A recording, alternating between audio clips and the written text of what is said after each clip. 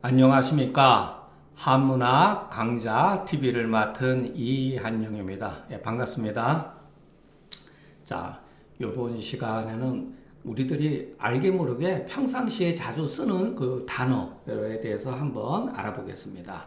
우리가 막 평상시에 쓰는 말인데 그게 알고 보니까 맹자에서 나왔다는 것을 우리가 이 글을 통해서 알 수가 있습니다. 자, 맹자가 말하기를 사람이 이럴 때는 이제 주격조사로 봐야죠. 사람이 배우지 아니하고 배우지 아니한 바를 능한 것은 그 본래 능한 것이다.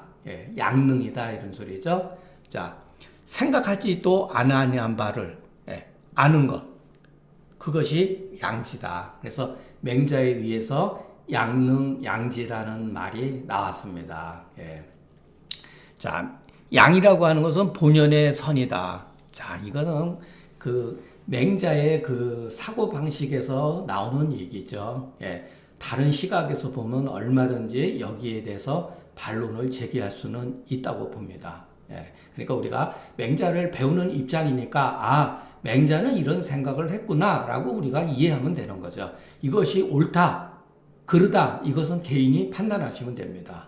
정자가 말하기를 양지 양능이라고 하는 것은 모두 어떠한 말미할 바가 없다는 거예요. 그러니까 무엇을 우리가 통해서 아는 게 아니라는 거예요. 무엇을 통해서 능하는 게 아니라는 거예요. 그냥 이에 하늘에서부터 나왔고 인위적인 것에 묶인 게 아니다. 후천적으로 사람이 태어난 이후에 후천적인 어떠한 외부적 환경이라든가 그 사람이 타고난 어떠한 품부, 성격 이런 것들 있잖아요. 거기에 묶여 있는 거예요. 그러니까 이거는 다분히 여러분 이로서 얘기한 거예요. 여러분 진짜 누구나 다 양능하고 양지합니까?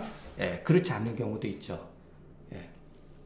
성경 같은 경우, 자, 제가 뭐 주제 넘게 성경에 대해서 뭐 아는 것은 없지만은, 그 유명한 그 가인과 그 아벨 사건 알죠? 형제 간에 살인 사건이 났잖아요. 형제 간에. 시기하고 질투하고. 근데 이 가인과 아벨을 통해서 양지와 양능을 우리가 경험할 수가 있습니까?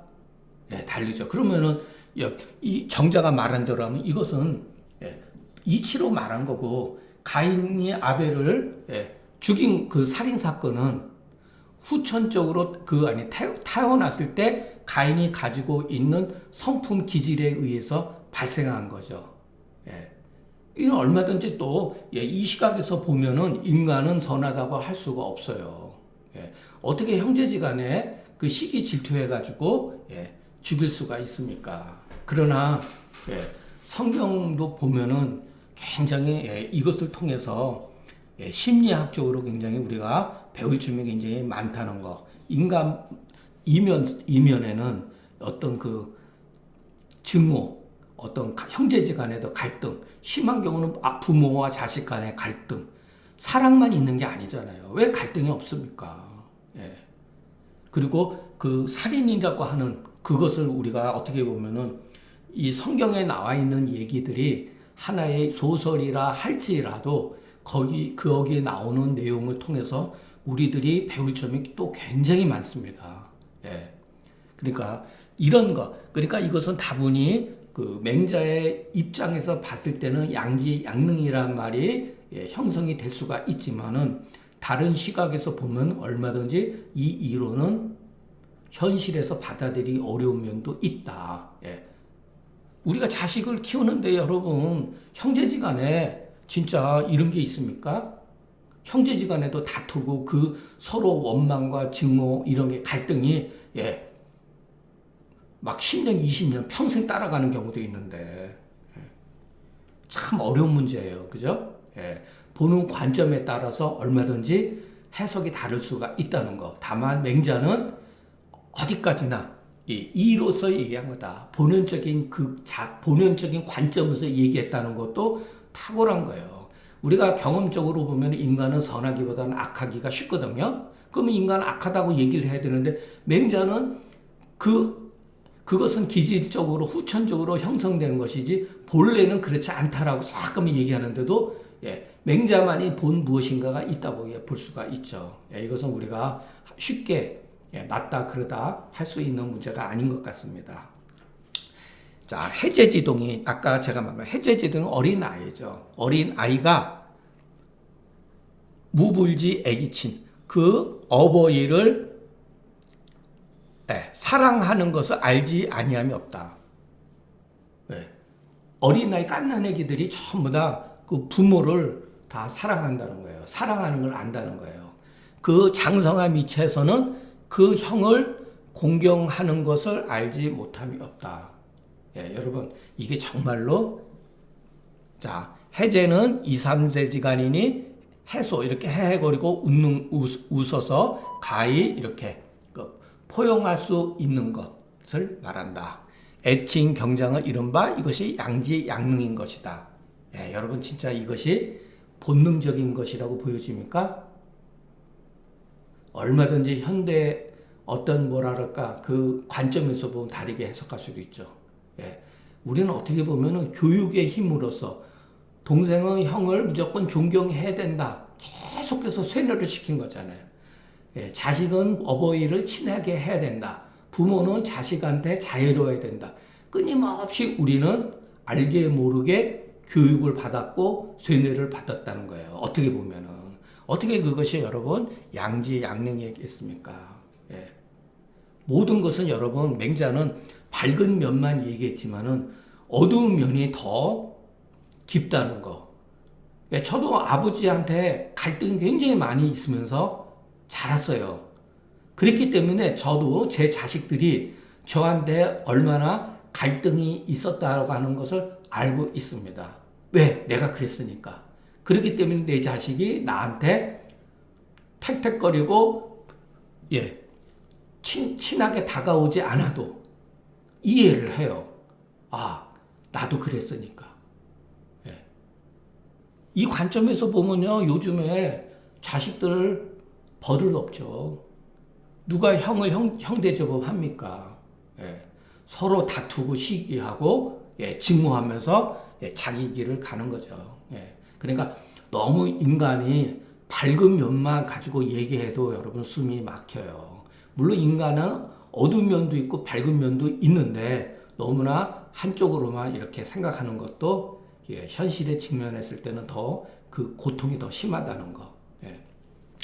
친친은 인이요 경장은 은이 친한 이를 친하게 하고 윗사람을 공경하는 것은 의다.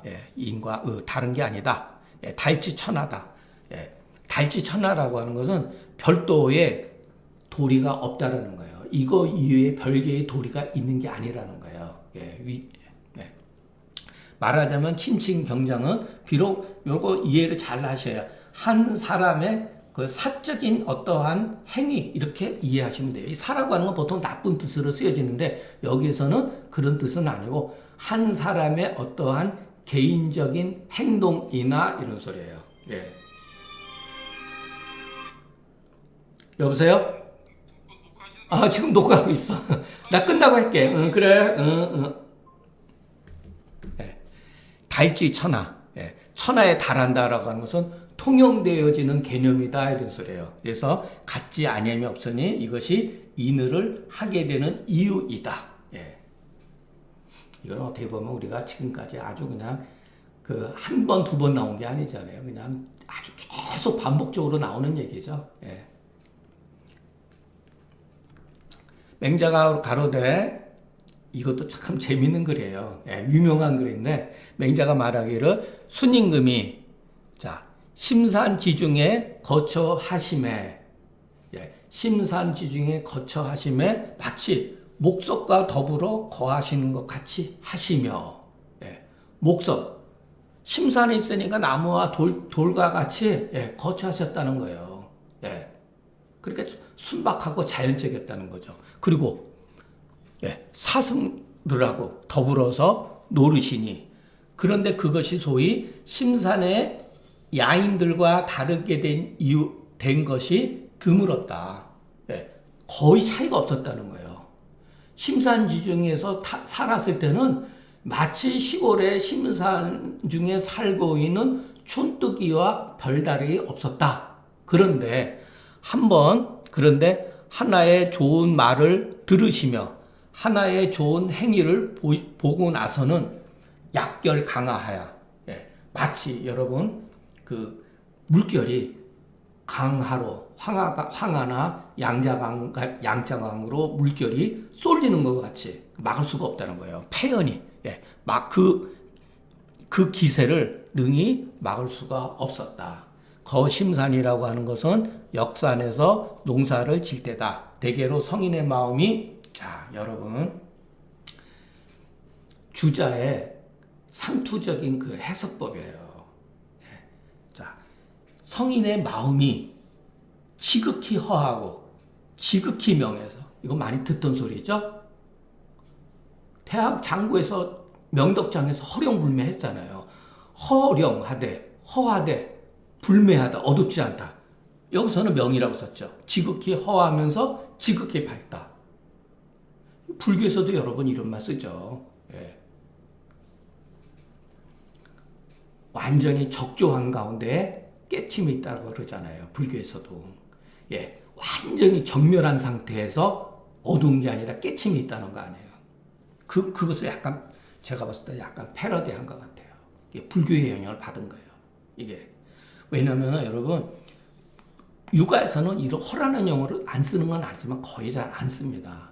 근데 주자는 계속해서 허하다, 비었는데 어둡지가 않다는 거예요. 밝다는 거예요.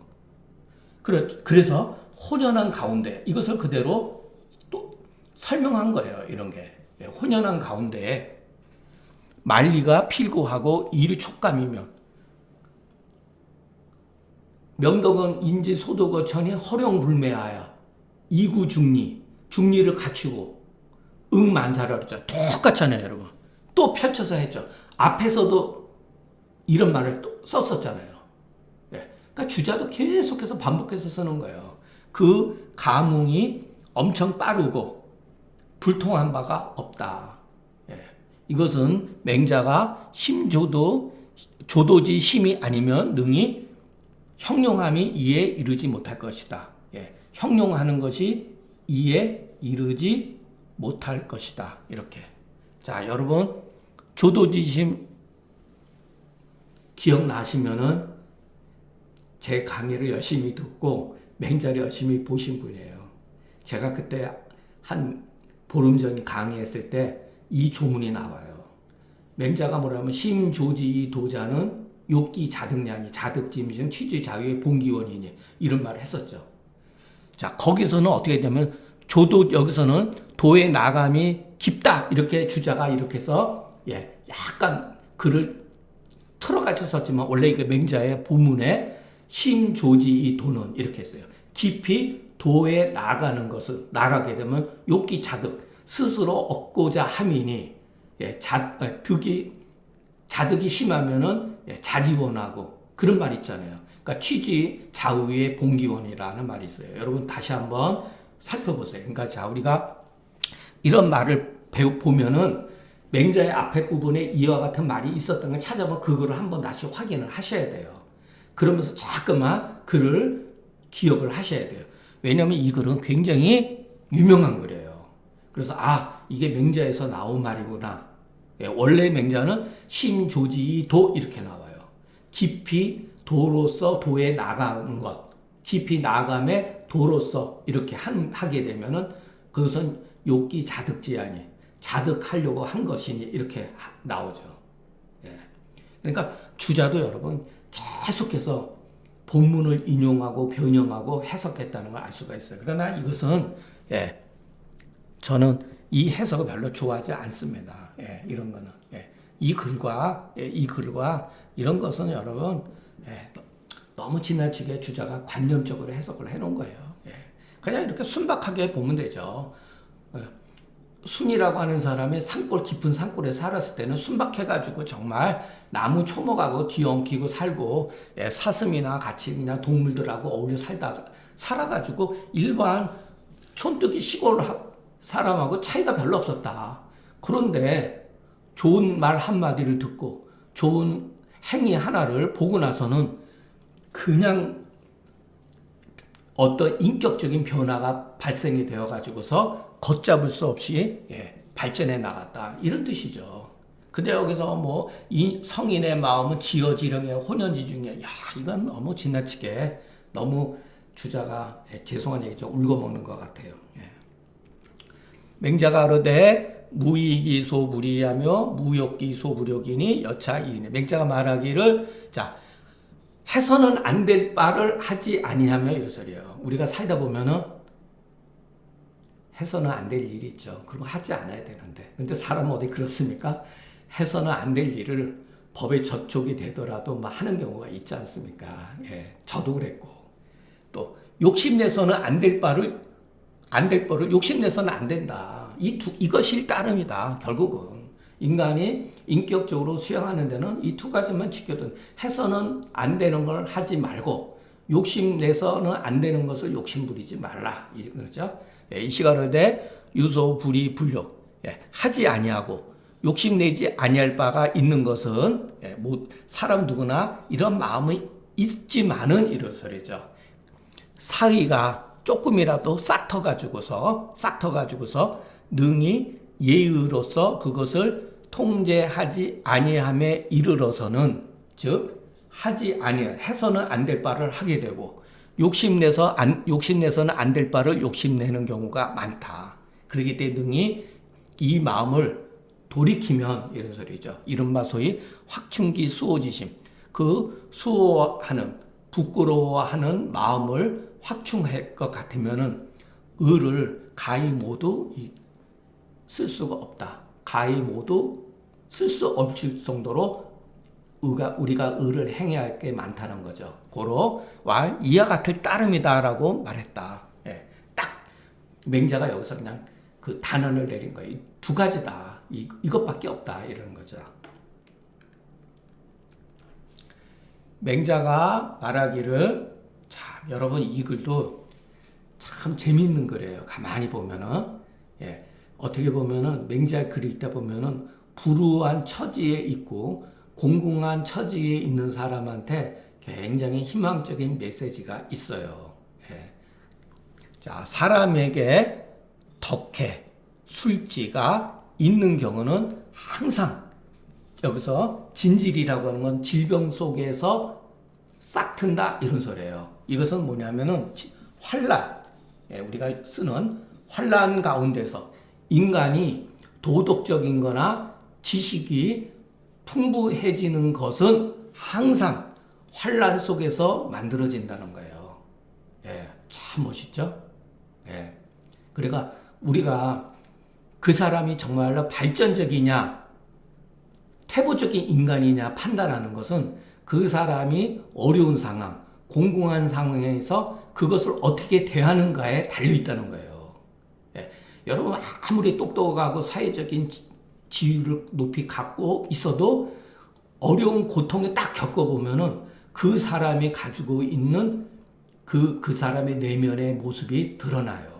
그렇기 때문에 우리가 저뿐만 아니라 여러분도 지금 어려운 상황에 있다고 하면은 그 어려운 상황을 통해 처하게 되면요. 별의별 생각이 다 나고 정말 거기서 벗어나기 위해서 많은 생각이 집중하게 돼요. 자, 중국 역사상 가장 위대한 정신이 꼽힌 적이 언제냐? 바로 전국시대예요. 400년간의 여러분 전란 속에서 인간의 지성이 가장 극도로 발전됐다는 거예요. 자, 태평성대 정신적으로 볼만한 게 없어요. 문학이 없어요, 여러분. 위대한 문학은 거의 환란 속에서 만들어졌어요. 대부분이 중국 고전을 보면. 자, 예전에 제가 한태지 송국문 할 때 여러분들한테 한 번 질문 던진 적 있죠. 위여 불신건들 청단 시사하라. 만약의 경우 내가 한 말이 믿었게 여기지 않거든 청하건대 시와 서를 봐라. 제가 그때 이게 무슨 뜻이냐고 여러분들 물은 적이 있었죠. 바로 그거예요, 여러분. 시전과 서전에 나와 있는 위대한 정신적 인간의 정신을 함양시킨 고양시킨 사람들은 전부 다 환란 속에 있다. 너가 봐라. 네가 평생 5의 귀신에서 시달려가지고 공공하게 살았다고 하지만 그것 때문에 너는 덕해와 술취가 빛난 거다 이런 소리예요. 근데 만약의 경우 내 말을 믿지 못하거든 시와 서전을 봐라. 거 가운데 공공하게 처하지 않은 사람이 있냐? 전부 다 공공한 가운데에서 인간의 정신이 집중이 되고 지혜가 발전이 되는 거예요, 여러분. 그래서 위대한 그 인간의 정신이 꼽힌 것은 태평성대가 아니라 사실은 전국시대라고 하는 그 400년간의 그 환란 속에서 중국 철학이 완전히 그냥 다 나타났다고 보면 돼요. 후세는 여러분, 후세 2000년간은 바로 제가하고 전부 다 우려먹은 거예요. 그것은 서양 철학도 거의 마찬가지로 봅니다. 덕해라고 하는 건 덕이 밝은 것이요. 술지는 술을 안 것이다. 진질이라는 것은 재환과 같다. 환란과 같다. 이 소리야. 사람은 반드시 진질이 있으면 능히 우리가 이것도 앞에서 배웠죠. 청장간 사임야신데 필성 고기심자고 그런 있었잖아요. 마음을 정신을 괴롭히고 육체를 핍박하고 굶주리게 하고 그래서 마음을 움직이고 감정을 참아냈잖아요. 그래서 예전에 그 능하지 못한 바를 더욱더 잘 처리하게 되었다는 거. 제가 그 중학교 때인가 우리 동기가 우리 중학교 때 친구인데 아주 조숙했던 친구가 여름방학 지나고 나서 그때 독국가 이에야스의 그 대망이라는 책이 한 30권짜리가 있었거든요. 그걸 읽고 우리들한테 얘기를 해주더라고요. 그래서 저도 또 뒤집사라고 가지고 중학교 3학년 졸업할 때 대망 1편서부터 30권을 다 읽었는데 솔직해서 기억은 안 나는데 독국가 이에야스가 평생 동시민성했다. 이렇게 알 수가 있어요. 참고 견디고 자기 아들을 죽이면서까지 참고 견뎠다는 거. 독고신과 얼자들은 외로운 신하. 외로운 신하가 누구죠? 벼슬하지 못한 거지. 임금한테 버림받은 사람들. 그리고 얼자, 서자들은 그 조심이 항상 위태로워요. 까딱 잘못하면 목숨이 날아가거든요. 그렇기 때문에 그 근심을 걱정하는 생각이 깊다. 그런기 때문에 매사에 일에 있어서 통달했다. 고신은 원신이다. 임금한테 사랑받지 못하는 신하죠. 얼자는 서자니 모두 다 군춘에게서 사랑을 얻지 못해서 항상 환란 속에 있다. 달이라고 하는 것은 사리의 이치를 통달했다고 이런 건 이치를 통달했다고 뭐 다 아는 건 아니지만 이치에 밝았다 이렇게 하는 게 오히려 낫죠. 이것이 이른바 덕해 술지다. 맹자가 말하기를 자 우리가 이제 여기에서 맹자가 봤을 때 사람의 그 신화된 사람의 종류를 넷으로 구분을 한 거예요. 근데 어떤 경우가 있냐면 자 인군을 섬기는데 있는데 어떤 사람은 인군을 잘 섬기는데 그런데 그 사람은 인군을 섬기는 데 있어서 용렬자다. 예스맨이죠. 예스맨하고 임금의 뜻에 잘 맞춰서 기쁨으로 여기는 사람. 나쁘게 말하면 간신까지는 아니어도 보통 사람은 전부 다 기회주의적으로 이런 모습을 하고 있죠. 윗사람은 섬기는 데 있어서 자 이렇게 섬긴다는 말도 어떻게 보면 구시대적인 용어지만 우리가 어떤 대인관계에 있어서 어쨌든 간 지위가 높고 그런 경우도 있잖아요. 대통령이면 대통령. 밑에 있는 사람들이 딱 눈치 봐가지고 대통령이 좋아하는 말, 임금이 좋아하는 말, 임금이 좋아하는 것들 그런 것을 딱 모셔가지고 용납을 받고 그것으로서 즐거움을 삼는 자다. 자 아순이라고 하는 건 뭐냐면 아부하고 맹목적으로 순종하는 것으로서 자기의 그 행동으로 삼고 이런 소리예요. 행동으로 삼고 또 이게 무서운 거예요, 여러분. 복룡이라는 게 뭐냐? 복룡은 윗사람의 뜻이 어디에 갔는가를 싹 눈치를 봐가지고서 사전에 미리 가가지고 그런 것을 딱 하는 걸 말해요. 그러면 윗사람이 얼마나 좋아. 아이고 저놈이 내 뜻을 다 알고 있구나. 그것으로 기쁨을 삼는다는 거예요. 이것은 아주 천한 사람의 일이며 아녀자의 도리다. 여러분 이런 말도 요즘 시대에는 여자들이 이런 걸 보면 되게 싫어하죠. 당연합니다. 이것은 뭐냐, 첩부의 도라고 하는 거는 아녀자의 도리라고 하는 건 뭐냐면 남편한테 맹목적으로 순종하는 것을 말하는 거잖아요. 그러나 이것은 제가 항상 얘기했죠. 상이라고. 자, 남편이 올바르지 못하는데도 아녀자가 아이고 잘했어요, 아이고 훌륭해요 이러겠습니까? 어진 부인이라면은 단호하게 꾸짖어야죠, 남편이라도. 다만 여기서는 정상적인 상도를 가지고 얘기한 거기 때문에 첩부의 도래라고 한 거예요. 남편이 비정상인데 그걸 가만히 놓으면 집구석 말아먹는 거죠, 전부 다. 이거보다는 이제 한 단계 높은 사람, 어떤 게 있냐면 사직을 편안하게 하는 신하가 있다 이 소리예요. 사직을 편안하게 하는. 자, 사직을 편안하게 함으로써 즐거워하는 자다 이런 소리예요. 자, 이게 여러분 뭐냐면은 어떤 임금이 어떤 신하가 뭐죠? 통감에 보면 나와요.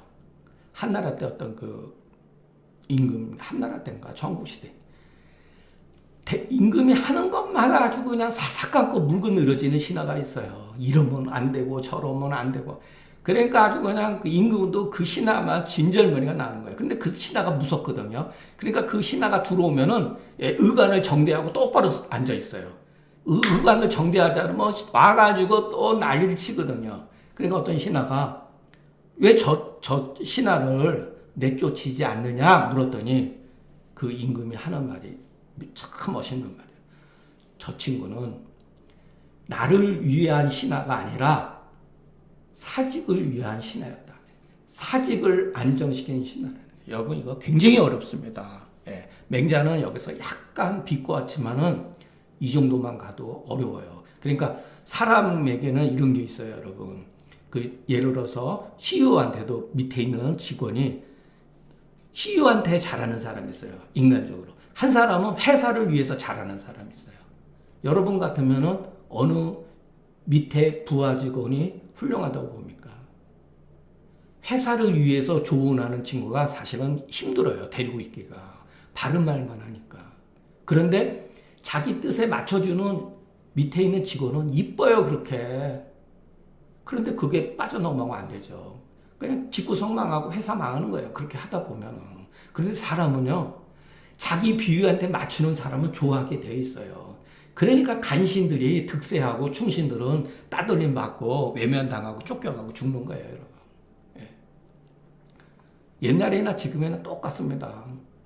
입 바른 소리 해보세요. 한 번 들을 때는 좋다 그러죠. 두 번, 세 번 계속 해보세요. 배기 싫고 아주 그냥 쫓아내고 싶죠. 대신에 걔는 사직을 안정하는 것이 마치 소인이 그 임금을 기쁘게 하는 데 힘쓰는 것 같아서 권건이라고 하는 권건의 차이, 여기에 항상 마음에 담아서 애써서 잊지 않는다.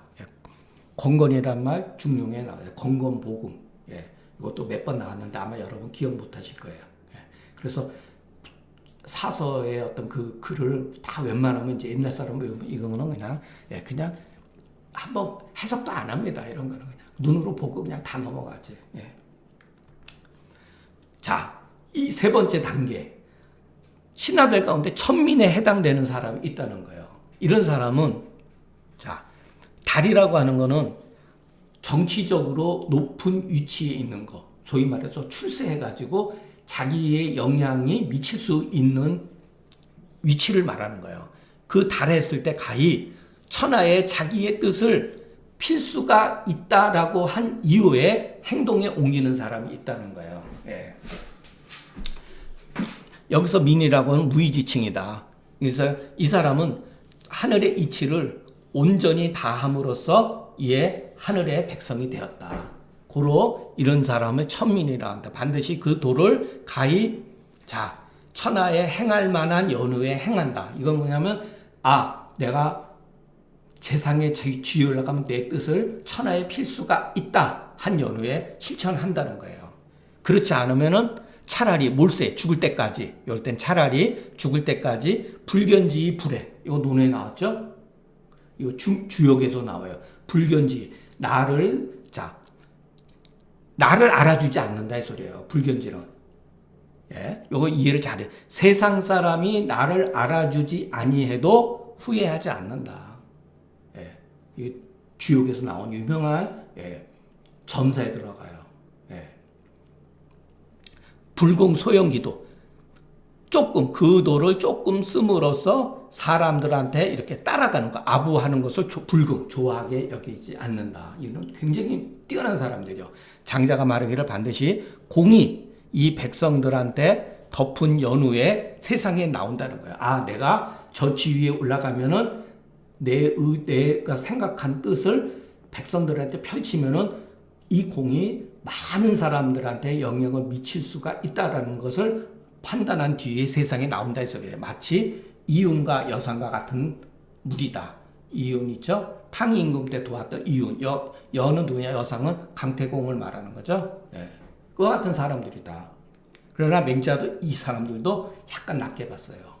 예. 자, 맹자가 말하고 싶은 건 이 마지막 단계의 사람이에요. 대인이 있는데 굉장히 뛰어난 큰 어른이 있는데 이 사람은 아무것도 없다는 거예요. 별거. 정기 물정자다. 자기를 바로 삼에 물이 바로 잡는다. 이것도 문법적으로 보세요. 정기 정물이 아니에요. 이거를 여러분 나를 바로 삼음에 물이 바로 선다는 거예요. 그러니까 이거는 뭐냐면은 물정이라고 하는 것은 이 정기가 일종의 착수처라고 하면은 물정은 일종의 효험처예요. 효험처. 효험처. 물이 저절로 정해지는 것이지 내가 물을 정하게 하는 게 아니라는 거예요, 여러분. 그러니까 여러분 이 글 속에도 굉장히 깊은 뜻이 있다는 거. 막 함부로 해석을 하면 안 돼요. 이럴 때는. 대인은 덕이 풍성해서 상하가 변화되니 이른바 현룡제정 천하문명자다. 이거는 여러분 주역 건계에 나오는 유명한 말이에요. 현룡. 드러난 용이 밭에 있다. 밭에 있다는 건 아직 하늘로 올라가지 못한 거예요. 올라가기 단계죠. 이때 비로소 천하의 문명이 싹트기 시작한다는 거예요. 문명이 나타나기 시작. 그러니까 용이 물속에 있는 걸 잠용이라고 그러죠. 현룡제종, 현룡제천, 그 다음에 항용이라고 그래요. 너무 지나친 거. 그러니까 여러분 이건 상징적인 말이거든요. 그것은 우리가 주역을 공부하면서 읽어갖고 그것을 이해를 해야지 여기서 왜 이런 말을 했는지 알게 됩니다. 이 장은 말하자면 인품이 같지 아니해서 대략 4등급이 있다. 처음에 용렬 망신은 부족은 좋게 말을 건덕지도 없다. 이건 핫질이다 이 소리야. 핫질. 말할 필요도 없다 이 소리야. 그러나 안사직 즉 사직을 편안하게 도모하는 것은 참으로 충성스럽으나 이것은 겨우 일국의 선비일 뿐이다 이 소리죠. 일국의 선비일 뿐이다. 그러나 천민인즉 일국의 선비 정도가 아니다는 거죠. 훨씬 뛰어난 거죠. 훨씬 뛰어난 거죠. 그런데 여기서 주자가 해석하는 참 재밌어요. 유의, 뜻이 있다. 뜻이 있는 거예요, 여러분. 맹자도 경제가 있는 높은 사람이에요. 이 정도 가지고는 뜻이 있다. 이게 도대체 뭐냐? 내가 무엇을 하려고 하는 의욕이 있다는 거예요. 아, 내가 세상을 바꿔가지고 내가 높은 자리에 올라가서 뜻을 이루게 되면은 백성들한테 여러 가지 혜택이 있을 거다. 그런 연후에 세상에 나와서 행동을 했다는 거예요. 그게 바로 뜻이 있다는 거예요, 그게. 그러나 공자는 그랬죠.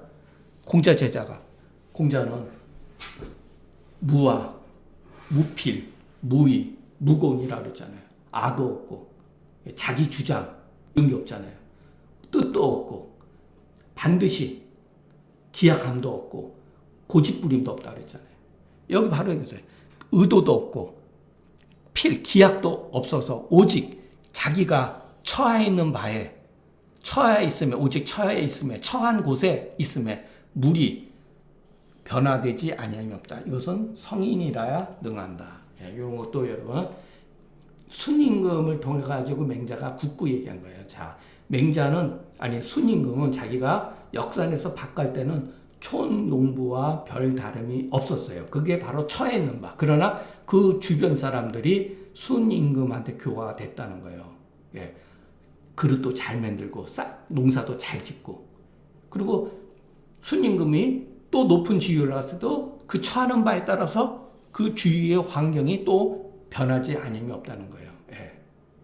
그러니까 성인은 다른 사람들한테 무엇을 감동을 주고 혜택을 주려고 하는 뜻이 없다는 거예요. 그러나 결국은 변화를 주고 혜택을 준다는 거예요. 이것은 오직 성인만이 능할 수 있다. 여러분 이거는 멋있는 말이지만 현실적으로 예, 우리가 이 정도만 돼도 사직을 위한 신화 이것만 돼도 여러분 저는 굉장히 훌륭한 분이라고 봅니다. 이것도 여러분 나쁜 거는 아니에요. 어떻게 보면은 예. 보통은 지금 다 이루고 살죠. 개중에 이런 사람들도 있죠. 예, 있죠. 예. 요거는 제가 제 해석이 조금 그렇게 와닿지 않는 분을 위해서 구글을 검색해가지고 비교적 이렇게 잘 이렇게 해석이 괜찮더라고요. 요거를 한번 예, 이해가 잘 안 되는 분 한번 참고하시는 게 좋겠습니다. 자, 오늘 강의는 여기서 마치겠습니다. 경청해 주셔서 감사합니다.